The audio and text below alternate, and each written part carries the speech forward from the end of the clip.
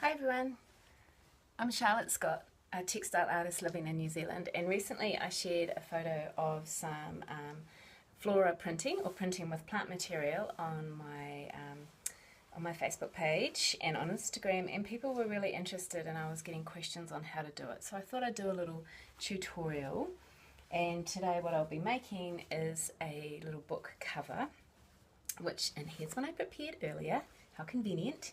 And it's just got printing with plants on the front and the back. It's really easy. Actually, there's a tutorial how to make the cover because it's all lined and things on my blog, which is the Slightly Mad Quilt Lady. And you can see that I've just outlined it afterwards by stitching around it with red, which makes it stand out a little bit more.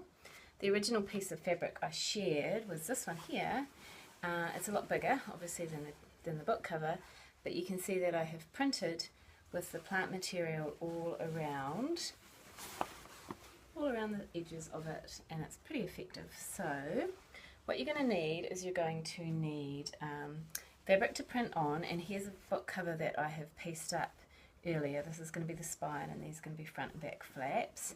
You're going to need a practice piece of fabric so that you can do all your boo-boos on here first and see what your print looks like before you put it on something precious. You need a printing surface. I've got a drop cloth, which is a couple of layers of calico, and I've got a couple of layers of felt underneath, and that just provides a little bit of give when I'm pressing the plant material into it and makes a better impression. You're going to need some plant material, and this is just a piece of bracken. You need something that's sort of quite firm, like you can see this isn't all droopy, because once you get paint all over this, when you put it down, you don't want it going all droopy and blobby everywhere. So think of that. Firm is better. This is my surface where I'm going to cover my plant with paint. I've got a foam roller to cover my plant with paint. You could probably use a little piece of foam if you're just doing one small leaf, or maybe even a paintbrush if you just. But I find this gives a really good coverage. Once I put my plant on my fabric, I want a firm brayer to get a good impression, so I use a firm brayer to roll over the top of it, and I cover my pieces of plant with scrap paper, and you can reuse that again and again, as you can see I've done here.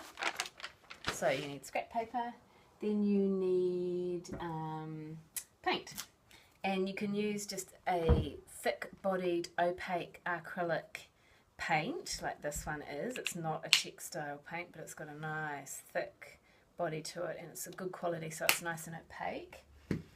Or this one is actually specifically for textiles. There's plenty of different brands around. It is also an opaque one, not a transparent. I want it to sit on top of that surface and hide the colour. I don't want the colour coming through, so you want opaque, not transparent. Okay, let's get to it. So I need my practice piece out first. Okay, I'm going to use this to roll my paint out onto. It's just a plastic lid, and I'm going to go for my textile ink.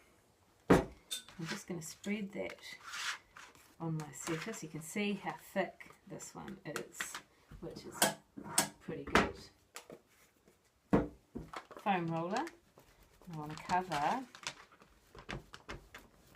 my foam roller so that it will cover my plant material. Here we go. Can you see that on there? Yeah, it's really easy. You just do this.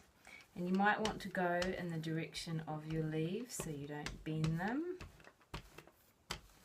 Okay, I need a bit more paint because I haven't loaded up my roller. You need less paint after a few more passes, but I'm just going to put some more paint on there. Good thick goopy stuff, this one. If you were using normal acrylic paint and you wanted it to be on fabric that was going to be washed, you'd have to add a textile medium to be sure that it wasn't going to wash out. Okay, how are we looking? So we've got a pretty good coverage there.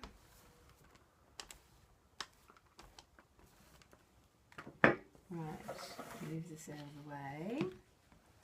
Okay, flip it over, position it where you want it. Looks pretty good to me.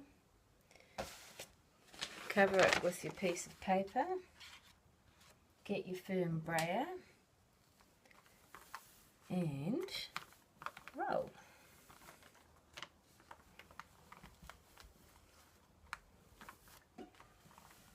Pretty technical.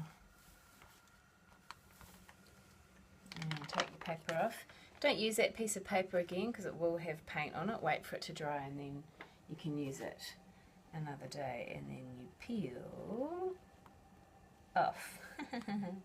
That paint is so thick, to be honest I haven't used it before, that it is sticking my fern to the surface. What a bugger. Look at that. And I have ripped off part of my fern. Stinky poo. Okay. I'll just remove those bits. But look at that print that you get. How about that? So clear. Really, really cool. So I'm going to use my slightly less thick normal acrylic and stick it on. So that one I just need to squeeze out. And I'm going to print it on my book cover anyway because I quite like the look of less than perfect.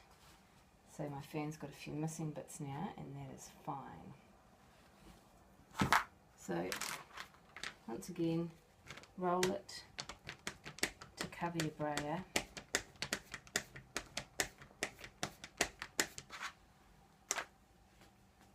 Get your fern how you want it.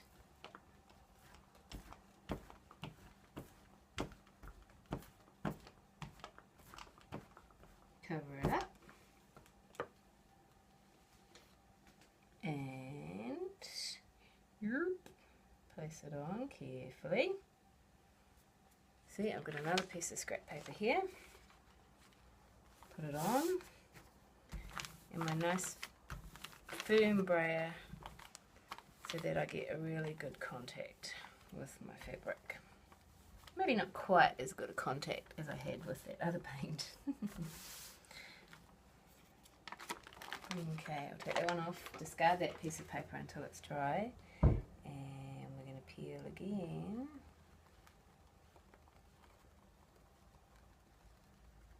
And there we go. How about that? Isn't that cool? So then I can paint that again, and I can do it several more times. Eventually, it will ruin your piece of plant material, and you'll have to chuck it out and start again. So that's why I tend to use plants that are weeds or that are abundant. I'm careful where I take my plants from. I try not to denude native vulnerable species or anything like that. So then I will let that dry.